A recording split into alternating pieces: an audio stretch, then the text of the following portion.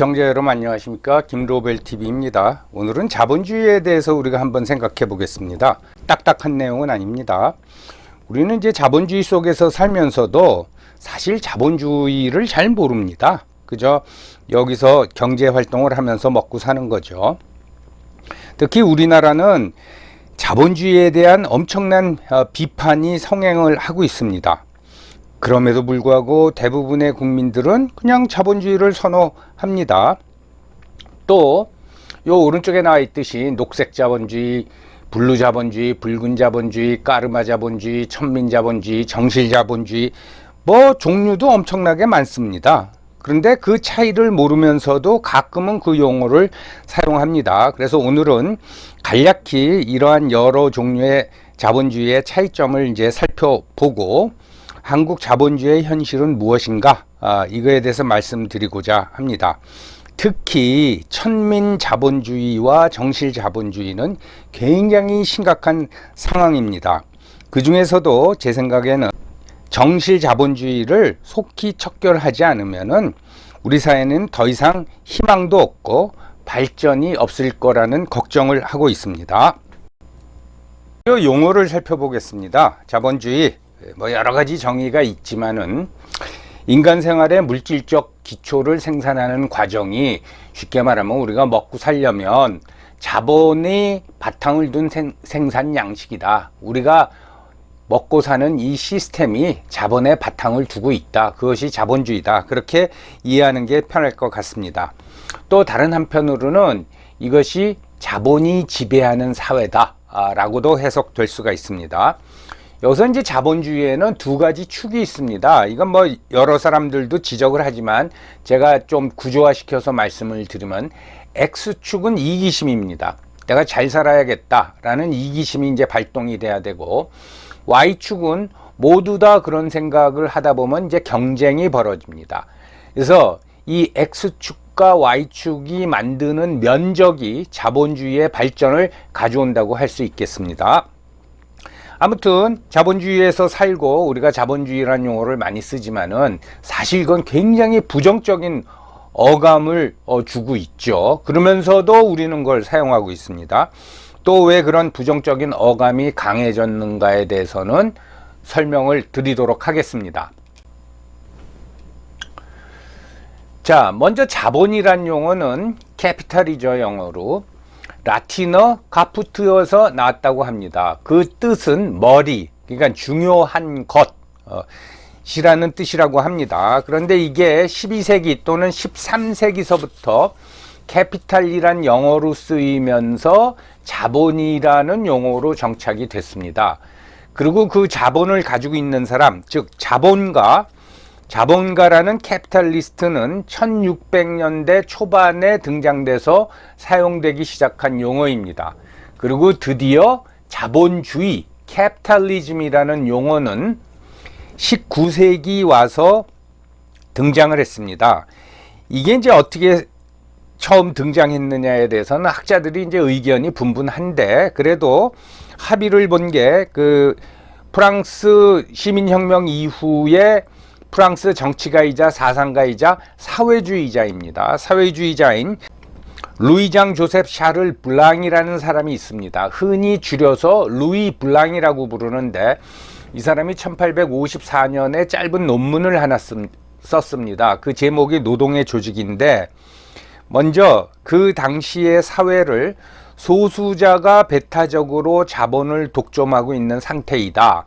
이것이 캐피탈리즘입니다. 이걸 깨야 된다. 그래서 새로운 조직을 만들어야 된다 라는 주장을 하면서 캐피탈리즘이란 용어를 썼고, 그 후에 뭐 프랑스 학자, 독일 학자들도 캐피탈리즘이란 용어를 사용하기 시작했습니다.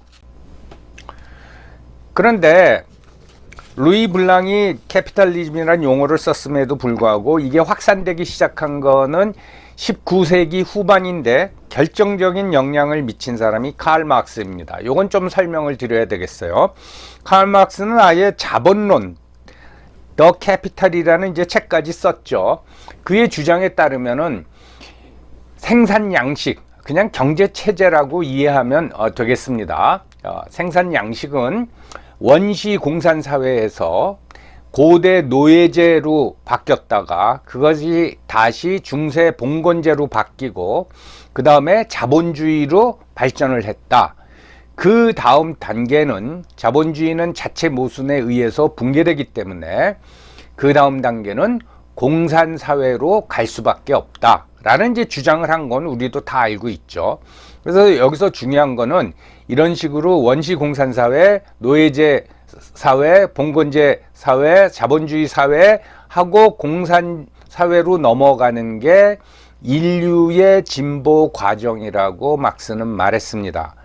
그래서 이 진보라는 용어, 영어로는 프로그레스죠. 진보라는 용어를 사회과학적으로 마크시스트들이 거의 독점하게 됩니다. 무슨 소린가 하면은 자본주의를 막 옹호하면은 사회주의자들이 또는 좌파들이 너희는 모순된 자본주의를 계속 고수하려고 그러느냐?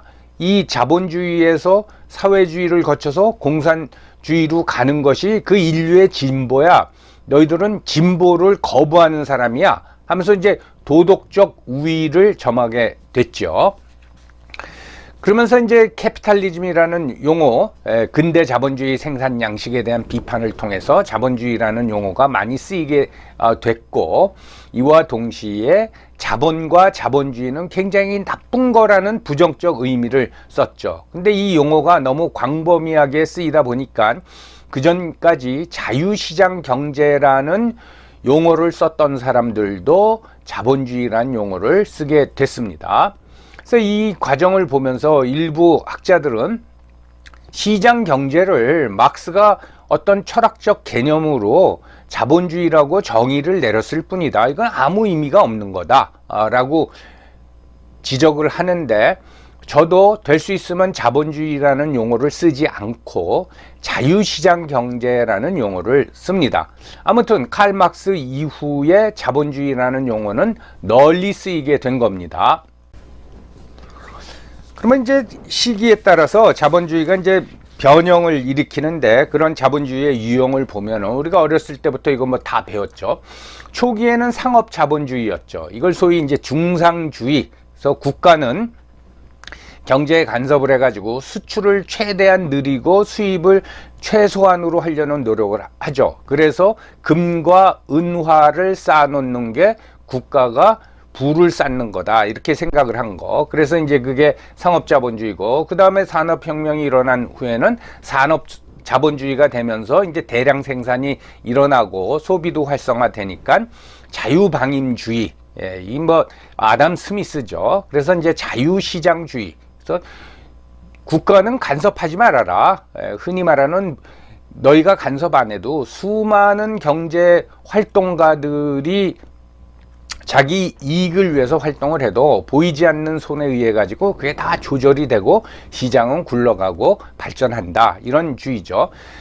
그런데 대공황이 일어나고 그러니까 20세기에 수정 자본주의가 등장을 하죠. 이거 그냥 시장을 방치시켜 놨다가는 대공황이 일어나는구나. 그래서 이제 정부가 개입하지 않습니까? 이걸 뭐 케인즈주의라고도 합니다.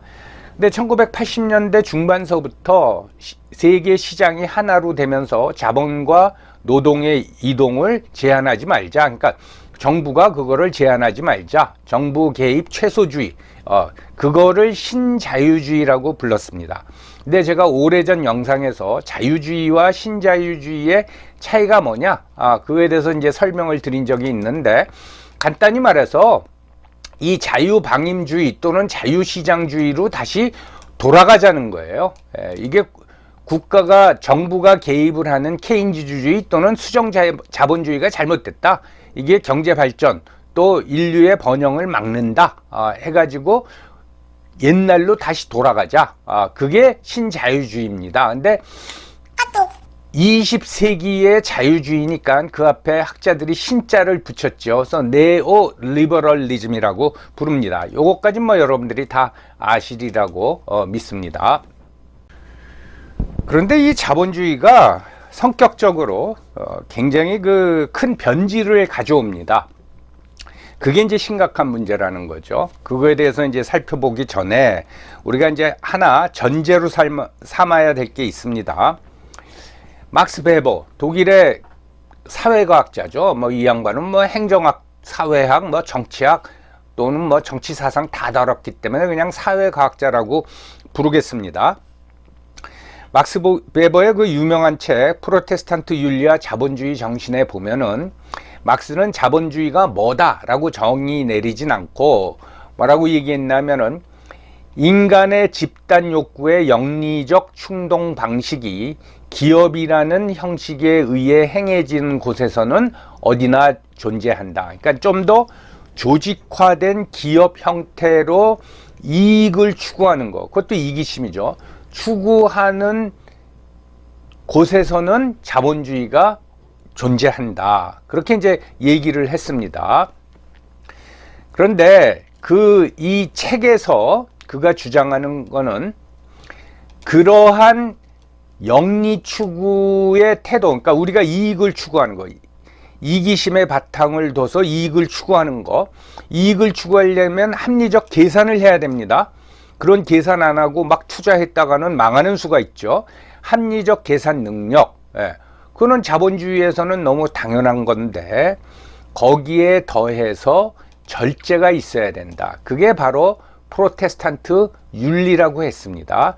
뭐 이 책에 대해서는 더 자세히 설명드릴 건 없고, 그 당시 상황에서 막스 베버가 19세기의 뭐 스위스 프로테스탄트가 강한 지역을 살펴보니까 굉장히 자본주의가 활성화되더라 이거예요.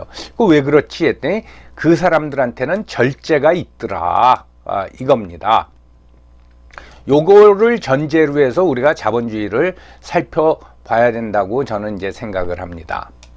자본주의 이제 변형, 저는 변질이라고 하겠습니다. 변질을 보면은 뭐 순서대로는, 출현 순서대로는 아닙니다. 보면 녹색 자본주의, 그린 캐피탈리즘, 뭐 이름 멋있죠? 그 다음에 붉은 자본주의, 레드 캐피탈리즘, 요건 조금 썰렁해지죠. 그 다음에 까르마 자본주의, 그리고 천민 자본주의, 정실 자본주의, 뭐 수많은 변종이 이렇게 나옵니다. 이것이 무엇인지, 또 이게 어떤 문제점을 가지고 있는지, 그거에 대해서 살펴보도록 하겠습니다.